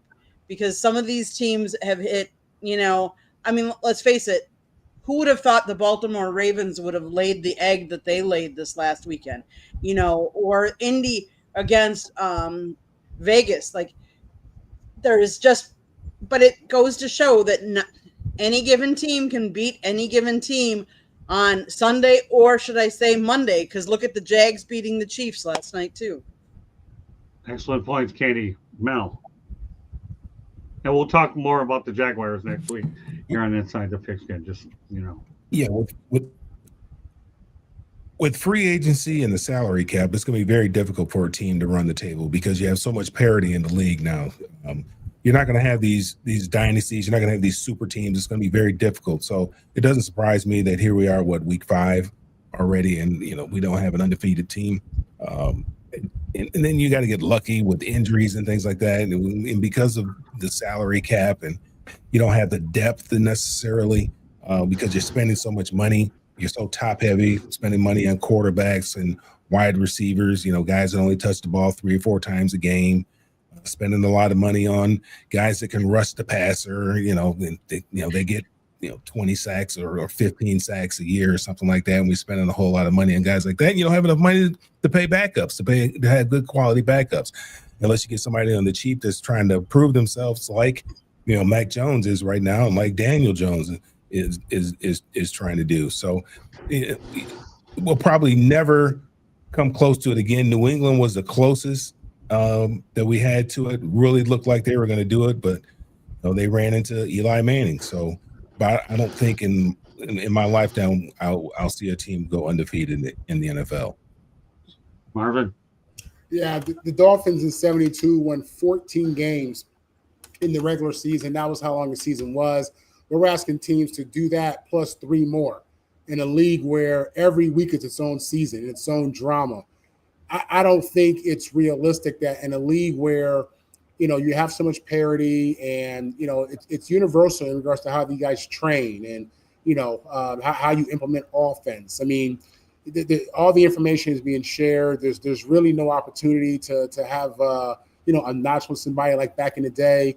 It's too difficult. There's a reason why in the 55-year history of the NFL, since the merger, you've only had one team do it. And I doubt you'll ever see that again. I don't think this is possible when you just look at the game that we have today. Do you think I've had some far-fetched topics? I got one here. Everything is rapid fire going forward. Once upon a time, I would blanking do anything to play for the Cleveland Browns. Oh my gosh, where we go with this? During his pre-draft meeting with head coach Rob Chodzinski via GQ, I will blanking die for this city. Travis Kelce, people, the franchise in 2013, the Kelce brothers rooted for growing up. Travis gets drafted by the Kansas City Chiefs. So he wanted to play for the Browns.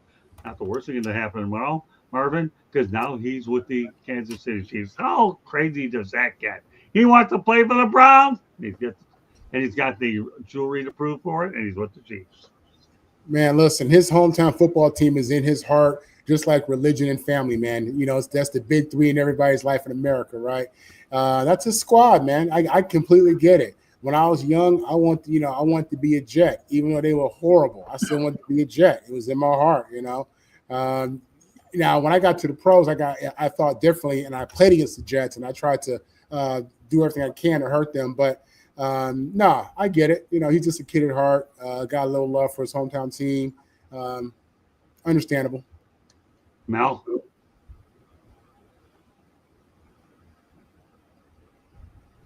Yeah, definitely understandable. And, look how God works. Fortunately for him, that didn't happen, because if that would have happened, who knows how his career would have turned out. He's got quite a few Super Bowl rings, and, he's probably got the most famous fiance in the world. So I don't think things happen for a reason. And I'm sure he's pretty happy that he did not get drafted by the Cleveland Browns. Candy? Yeah, there's been some other people that have gotten drafted but don't end up going to the teams that they were drafted by. So I'm sure, let's face it, when you're growing up, you want to play for the team that you grow up with, because that's the team that you idolize. Those are the players that you recognize, the players that you can you want to be like. But kudos to him, because let's face it, his career would not be the same had he gone to the Cleveland Browns. Tommy? Yeah, I think when you say that, I think of Junior Seau. He wanted to be drafted by the Chargers, and if he didn't go to the Chargers, they wouldn't have been in the one Super Bowl they've been in the 1994 season, when Junior was at the peak of his powers. So, he grew up a Browns fan. There's nothing wrong with that. I find it refreshing that he wanted to play for the Browns, and we never know how life's going to get in the way, but I find it refreshing he wanted to play for his hometown team. Well, Bernie Kosar wanted to play for him too, and it worked out pretty well for him. But there's another example. Yeah, there you go. So let's continue a few more Browns things. We only have a few more. We have about 15 minutes to go in the program, and we'll say when the Browns when they benched Joe Flacco after he lost to Detroit, Dylan Gabriel became the new starter. But you wonder, could Shedeur Sanders see the field in the event of an injury? Well, we have a new development that took place today, as Joe Flacco was traded to Cincinnati with a 6th-round pick, and the Browns will get a 5th-round pick. So that really changes the thing about Shedeur Sanders, Joe Flacco, and now Dylan Gabriel. Where do you want to go with this one, Marvin? Listen, they're going with 2 young guns. Blows my mind. But at the end of the day, they want to draft capital. This obviously means, rebuild, or, they're in that rebuild mode to some degree, where you're allowing your Super Bowl MVP quarterback to get out of there just to get some draft capital and let your young guy get in there. We'll see, man. We got a lot of football left. He played 1 game. These defensive coordinators are going to get a book on this kid quickly. They're gonna realize what he does well, what he doesn't do well. And, don't be shocked if we see Shedeur Sanders in there at some point. I was shocked to see the trade, but it's the NFL, like I said. And, you got teams out here. The Bengals are trying to stay relevant. They got a lot of money invested into these wide receivers. They have a lot of money invested into their team. There's a lot of drama in the Bengals offseason about, are they going to bring back their defensive end, Trey Henderson, and, are guys going to get paid? So this is a situation where they need to win games. Their quarterback they had, Browning, wasn't getting it done. They're calling on an older Joe Flacco, not so mobile, but a guy who won't blink. So we'll see what it does for them. Hopefully it helps, because I'm certain that Jamar Chase and them boys are having words with the head coach and that GM about that quarterback situation. I'm sure that's why they made the move. Mel? Well, Jamar was still getting his rocks. I mean, I think that's what they care about more, is getting their catches than winning. I'm not sure. I think they had to do it. They were going to do that anyway. So you look at what the Giants did with Russell Wilson. They had to figure out what they had, and what they got in the draft. I think that the Cleveland, they need to figure out what it is that they have. They, at the quarterback position, do we have young talent here? And I know Shedeur will play as well. And regardless of whether Dylan gets hurt or not, or how well Dylan is playing, or how poorly he's playing, I think Shedeur is going to get an opportunity as well, because I think they have to figure out what they have here, and so they can determine what they need to do going forward. Do we need to go back into the draft looking for a quarterback, or do we have our quarterback already in the building? So I think they have to figure that out. They got what everybody believes is a first-round talent in the 5th round. They're giving Dylan an opportunity because they drafted him first. Obviously, they drafted him in the 3rd round or the 4th round, whenever it is that they drafted him. And then Shedeur is going to get his opportunity as well. And they're going to see if they have the quarterback in the building. I don't think that Deshaun is going to be the quarterback. I think they've pretty much, come to the understanding that he's not going to be the future. So, do you have somebody right now that you have on a rookie contract, on a cheap contract, that you can build around while you're paying the defensive end all the money that you're paying him right now, and you're sound defensively? Do we have somebody at the quarterback that can man the ship, and then we can do some things, maybe 3, 4, 5 years, maybe do we have our guy? Do we have our Tom Brady? Do we have our Brock Purdy? So I think this is something that they planned on doing from the beginning. They just wanted Joe to get him out there in the water a little bit, and now that they're out there a little bit, let these guys go out there and see if they can swim. Candy. At the beginning or in the preseason, we laughed at the Cleveland Browns because they had so many quarterbacks, and we were like, what are they going to do with all these quarterbacks? And now they've slowly dwindled it down to just a couple. What I will say is, welcome to Lambeau, Flacco, because you're going to go against Micah Parsons this weekend if you're getting thrown in to quarterback, because you guys are the Bengals traveled to Lambeau on Sunday. So welcome to Lambeau, Joe. Tommy? Flacco wasn't playing that well, partly because they don't have an offensive line, and he's a 40-year-old man. He can't be playing behind a weak offensive line. So actually, they should have made this move earlier, I think. And Flacco ought to be glad to go to a team like Cincinnati and have a better chip. I assume they have a better offensive line and better wide receivers. We know Stefanski. I don't know if I've heard this. Stefanski liked Dylan Gabriel. That's why they took him first. I'm not convinced he's better than Shedeur Sanders. And if you're going to have to play behind a weak offensive line, I would put my money on Shedeur Sanders before Dylan Gabriel, because he spent his whole college career running for his life, and he produced. Good point. So I'll tell you one thing. You traded Joe Flacco and you traded Kenny Pickett. What'd you get? Draft capital. All right, one other thing I want to talk about with the Browns, and that's it. Dylan Gabriel's parents missed his NFL debut in London because his dad didn't have a passport. Gabriel was the Browns' 41st starting quarterback since 1999. No passport. Thank you. You can't see your son play, Tommy. My. What was that again? Yeah, Dylan Gabriel's dad didn't have a passport. They couldn't see him play his opener in London. I thought you meant a ticket. That's a funny story. Yeah, well, we're trying to keep it real here. All this here. You should have planned ahead. Yeah, there you go. Great. We'll keep it short because I know I have one that we're going to end with Marvin, who's going to smile from here all the way to Iceland, one of my favorite countries now. Candy, what are your thoughts about the no passport? We know how badly we needed those. Well, as much as we've talked about the NFL and they're expanding into the international market and playing how many games, you need to expect that. And so if you wanted to see your kid play, if your kid is playing in the NFL, you should have a passport, because eventually all the teams are going to be playing an international game someplace. Mel?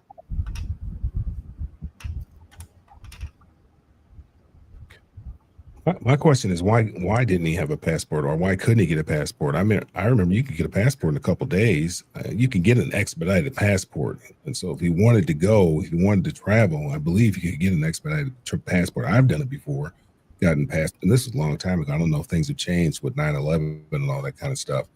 But it used to be able to get a passport, expedited, pay a little more money. Money obviously wouldn't be a problem. It wouldn't be an issue here. Pay a little extra money and you can get a passport in like 2 days or even 24 hours. Somebody will shoot over to Chicago, walk the paperwork through and bring it back to you. In Atlanta, there's a passport office right here in Atlanta. You can go down there and get the passport probably the same day, if I'm not mistaken, pay a little extra money. I don't know. But that would be my question. I didn't hear the story, but that would be my question. Why didn't you just go get a passport? Yeah, mind-boggling. Bottom line is, Daddy couldn't see some place because he didn't have a passport. Tom Shanahan had the best expression. He's laughing. All right, Marvin. Yeah, it's unfortunate. I've been caught in a situation where I did an expedited passport and didn't get here in time, and I didn't get my flight. But it's terrible, man. I hate the guy couldn't see his son playing his first pro game. Believe me, his dad's probably been an advocate. His family supported him his whole career. You pray and you work to get to the highest point, of your profession or of whatever it is that you love. And for football guys, it's the NFL. So you get a chance to start your first NFL game after starting 60 games in college and having your parents at every single one. And your dad can't come to the game because of a technical issue with the passport or whatever it was. That's unfortunate for the family. That's the bigger issue. I feel for the dad. I know he's brokenhearted. And I bet you Dylan would say it's probably the first game his dad has missed in I don't know how long. I bet you that's the case. So that was probably a big deal to them. And, it is what it is. It's life. We got 7 minutes left in the show, but thankfully only one more topic. And I saved the USC one here for Marvin. Okay. Yeah. In preparation for the USC game, Michigan football will use the LA Chargers $270 million training facility, the Bowl, which Sharon Moore called Michigan West. Thanks to Jim Harbaugh. What are your thoughts there? The Bowl, Jim Harbaugh, Sharon Moore, Michigan West. At least I don't have to worry about jet lag. Marvin? Yeah. So, we USC Trojans play the number 15 Michigan Wolverines in the Coliseum Saturday night at 7:30 p.m. on NBC. We're 2.5-point favorites right now. And I'll tell you what, this is Lincoln Riley's biggest game of his career. It is a must-win for him, in my opinion. I don't think he's going to be fired after we lose, and I'm not saying he should. But this is the biggest game for USC in the Lincoln Riley era. Sharon Moore and the Michigan Wolverines escaped a victory last year against the USC Trojans up in Ann Arbor. They're playing at USC for the first time since the 1950s. All their other encounters have come in the Rose Bowl, where I believe USC is 7-1. But yeah, they're going to come out there confident, as they should. They have a stud quarterback, I will admit. The Wolverines do. They have a very physical defense. What USC has is arguably the best offense in college football, and a defense that leads the nation in sacks. So this is a situation where they're a good. And they also have a good run game. Michigan has a stout run game. Their running back has ran for 100 yards in each game of the season this year. He's in the Heisman talk already. And this should be a great game for the Trojans. I believe USC comes out here at 35-34. I thought about that. I thought about that score. Trust me, there's reason for that, Rom. So I feel good about it. I have total respect for Michigan. They're going to be physical. This will be a very big test for USC. This is going to be Lincoln Riley's defining moment, and we need to see our Trojans play well because the Michigan Wolverines are coming to play ball. Let me tell you one thing. Harbaugh told all of Sharon Moore's coaches, the least you can let him do is use your facility, for God's sake, so you don't have to worry about Chip. Right? But I know you're with the Trojans. I get it. I understand it. I understand the banner behind you. But at least Sharon Moore can go out there and hang out with Jim Harbaugh and hang around his practice facility and get a few pointers. Yeah, listen, take them out. I hope you go to Roscoe's Chicken and Waffles and In-N-Out Burger. Let them drive up Melrose, see the palm trees, get their mind off of football. Get their mind off of football. Go to Sunset. Yeah. 2.5 minutes left to go. Mel, some thoughts about more the Wolverines playing in that practice facility by Harbaugh. Real quickly, you have about 2.5 minutes. Two times I root for Michigan is when they play Ohio State and now when they play USC. So, I'm hoping they go out there and take care of business. with those Trojans, and that's I don't have much to say about the Trojans. Looking forward to a hard fought game and Michigan coming out victorious. Why do I know this was coming? All right, Candy. I'm looking forward to a good game. I mean, these two big programs trying to get a good win for their national championship pedigree that they both want. So I'm looking forward to it. Yeah, you'll be recording it anyways while we take care of FAU and UAB. All right, Tom, you have the last word. By the way, Tom Shanahan and Marvin Powell will join us on Sports Exchange tomorrow night around 9 o'clock p.m. Eastern time. Go ahead, Tom, with the last word before we go to Candy wrapping us up. Oh, I forget. Is this one of the games where the Michigan head coach is not suspended for cheating? Correct. Is he eligible to coach? He's back. He'll be He'll there. have to be on the sideline. Yeah, he'll be there. Harbaugh missed 3 games last year. This guy's missed 2 games this year, and he's going to miss another one next year. Go USC. Yeah, Will Person, looking forward to having you tomorrow night. Our debut. Right, Candy? And with that said, Will Person is in through X. All right, Candy, go ahead. Give us you already gave us your thoughts on this? So why don't you give a preview for that show, and let's wrap this puppy up real quick. Previewing your show tomorrow. Your show is with CTE and the Will Person and Jennifer Hartstool will be on with me tomorrow night with Will Person. Go ahead, Candy.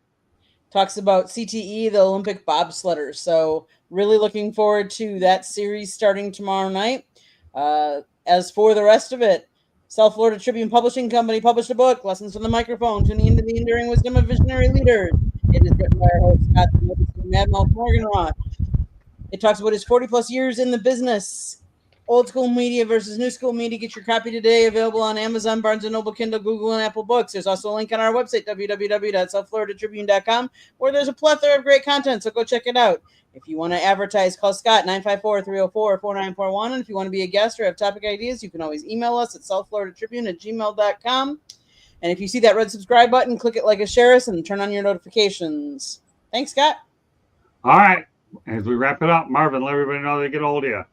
I'm Marvin on the mic. I'm now on TikTok, Twitter, Facebook, Instagram, and Marvin Powell III on Facebook. Yeah. Now Candy knows him as a former Green Bay Packer. Great stuff. Okay, Mel. Yeah, you can catch me on all the social media. At Mel Farr Jr. Catch me on all the social media at Mel Farr Jr., whether it's Instagram, Twitter, Facebook, whatever, at Mel Farr Jr. And then you can follow what we have going on for the youth at melfarsuperstarfoundation.org. All right, Tommy, you got about 45 seconds, and you'll do more tomorrow night on Sports Exchange. TomShanahan.report is my website. Podcasts, information about my books you can buy, and the documentary we have in development. Get in on the ground floor as an investor. All right, well, that does it here for us on Inside the Pigskin. So on behalf of Stephen Reichel, Tom Shanahan, Candy Ebling, Marvin Powell III, Mel Farr Jr., my name is Scott Morganroth, the Motor City Man. Thank you for joining us. Tommy, Candy, and Marvin will join me tomorrow night on the Sports Exchange. Meanwhile, everybody have a great night. Thank you very much for joining us, and I hope you enjoy the football this weekend. We've given you a lot of information. If you can't get it all in the first shot, please go ahead and play the episode again. We make sure there's a lot of information because our goal is to educate, entertain, and inform. And we've done that tonight. Thank you very much for your participation in the chat room. Well, personally, we will see you tomorrow night. Good night, everybody.